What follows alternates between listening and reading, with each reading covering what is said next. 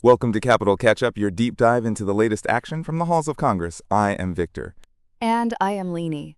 Today we are unpacking a wide range of legislative proposals, from high-tech consumer protections to major national defense policies, and even some historic commemorations. Let us start with how technology is changing our daily lives and how Congress is trying to keep up. That is right, Leanie. First up is House Resolution 10,146, also known as the AI Advertising Disclosure Act. This bill targets artificial intelligence tools like chatbots and generative search engines that have more than 50,000 monthly users.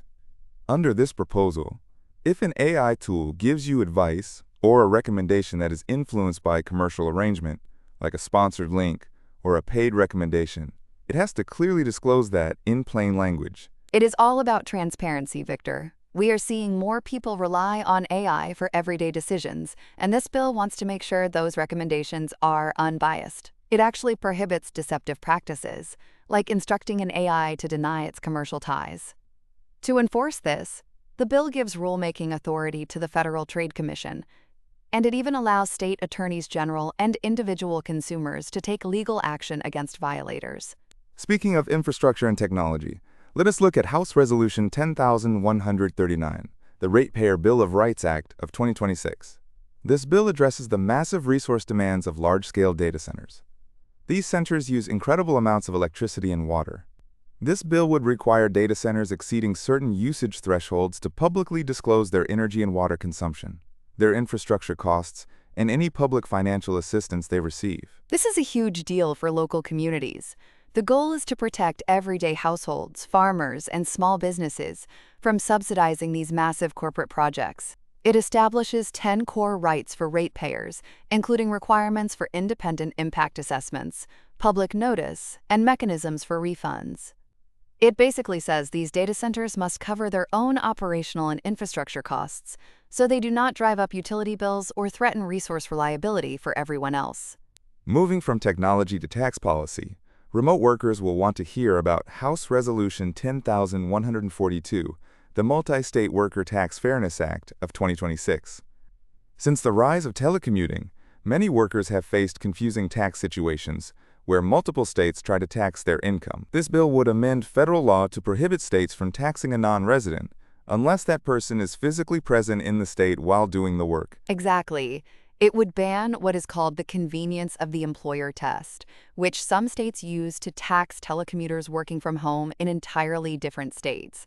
By establishing a clear physical presence standard, it aims to prevent double taxation and bring some peace of mind to the modern mobile workforce. Now, let us talk about tax-exempt organizations and nonprofits. House Resolution 10,148, the Safeguarding America's Nonprofits Act, seeks to clarify a very specific legal point. It amends the Internal Revenue Code to state that having tax-exempt status, whether you are a nonprofit or a certain pension trust, does not count as receiving federal financial assistance. That sounds like a technical detail, but it has major practical implications. By legally distinguishing tax-exempt status from federal financial aid, the bill protects these organizations from the heavy regulations, rules, and oversight that usually come with receiving government funding. It is designed to provide regulatory relief and certainty, so nonprofits can focus on their missions without extra red tape. Let us shift gears to public health and safety. We have two significant bills dealing with pesticides. The first is House Resolution 10,145, the Sound Pesticide Research Act. This would amend the Federal Food, Drug, and Cosmetic Act to require the Environmental Protection Agency to use data from multi-generational reproductive toxicity studies when determining pesticide safety. Specifically, these studies must cover at least 4 generations of test species. That is a very high scientific bar, Victor. The bill gives the EPA 180 days to review existing pesticide determinations to see if they meet this new standard and requires a report to Congress within 2 years. Along those same lines, House Resolution 10,144, the Pesticide Harm Accountability Act, focuses on legal recourse for individuals. It aims to restore the ability of people to hold pesticide manufacturers accountable under state tort law, directly responding to the Supreme Court ruling in Monsanto Company v. Durnell. This bill argues that the EPA often relies on outdated science or conditional registrations, leaving the public at risk. By amending the Federal Insecticide, Fungicide, and Rodenticide Act, it prevents federal law from blocking state-level claims about pesticide labeling and packaging. It also requires the EPA to report on any rules that restrict these state-level lawsuits, shifting the focus toward corporate accountability and public health.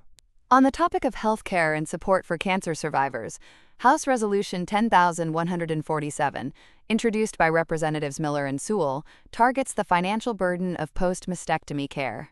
It proposes amending the harmonized tariff schedule of the United States to create new subheadings that would grant duty-free status to silicone prosthetic breast forms and mastectomy bras, starting January 1, 2027. Removing these import duties makes these essential medical items more affordable and accessible for breast cancer survivors. We also have a bipartisan health-related proposal for national park visitors, House Resolution 10,140, the SPF Act of 2026. This bill directs the National Park Service to study how to provide mineral-based, broad-spectrum sunscreen and other sun protective gear to the public at low or no cost. The study will look at public-private partnerships, environmental impacts, and making sure the products are equitable for all skin tones to help prevent skin cancer. Let us move to energy and environmental policy with House Resolution 10,143, the Jobs Not Waste Act of 2026. This bill formally terminates all licensing proceedings for the Yucca Mountain Nuclear Waste Repository. It directs the Secretary of Energy to withdraw the current construction application and start environmental reclamation at the site. It is a major pivot away from using Yucca Mountain for nuclear waste storage. Instead, the bill requires the Office of Management and Budget to study how the land can be repurposed for economically beneficial uses like renewable energy development, scientific research, or defense facilities within 180 days. On the international front, House Resolution 10,138 is a bill that authorizes sanctions relating to the production and distribution of illicit synthetic narcotics by the People's Republic of China. This is a direct legislative effort to combat the flow of dangerous synthetic drugs. And when it comes to national defense, we have House Resolution 8,800, the National Defense Authorization Act for Fiscal Year 2027. This massive piece of legislation outlines policy and funding for the Department of Defense, military construction, and national security energy activities. It focuses heavily on modernizing our capabilities, with major investments in autonomous systems, artificial intelligence, hypersonic technologies, and advanced munitions. It also includes multi-year procurement authorities for critical naval and aviation platforms, limits the retirement of legacy aircraft, and mandates stronger supply chain security and energy resilience at military installations. There are also updates to officer management policies, personnel end strength requirements, and new pilot programs to improve logistics and readiness across all military branches. Now let us look at a private relief bill, which is a unique legislative tool used for specific individuals rather than the general public. House Resolution 10,149 is for the relief of Maria Cordova. It would grant her lawful permanent resident status, rescind any outstanding removal or deportation orders, and waive certain grounds of inadmissibility. To balance this, the bill requires a reduction in the number of immigrant visas available to natives of her country of birth, and it does not grant any preferential status to her immediate family members. She would have 2 years to file and must pay standard administrative fees. Finally, we have some commemorative measures. House Resolution 10,141 proposes to rename a post office facility at 4450 Oak Park Lane in Fort Worth, Texas, as the United States Representative Kay Granger Post Office Building, honoring her service. This has been referred to the Committee on Oversight and Government Reform. We also have 2 historic resolutions honoring achievements. House Resolution 1489 formally honors the 4-person crew of the Artemis II mission: Victor Glover, Reed Wiseman, Christina Koch, and Jeremy Hansen, for their historic 10-day lunar flyby in April 2026. This marked humanity's return to the moon's vicinity for the first time in over 50 years, and set a record for the farthest distance humans have traveled from Earth. The resolution even supports establishing a National Artemis II Mission Day. And House Resolution 1487 celebrates sports history by recognizing the 1960 University of Missouri Tigers football team. Under head coach Dan Devine and with standout players like Danny LaRose, the team enjoyed an undefeated regular season, won the 1961 Orange Bowl, and claimed the 1960 national championship. As we wrap up today's episode, what should our listeners keep an eye on, Victor?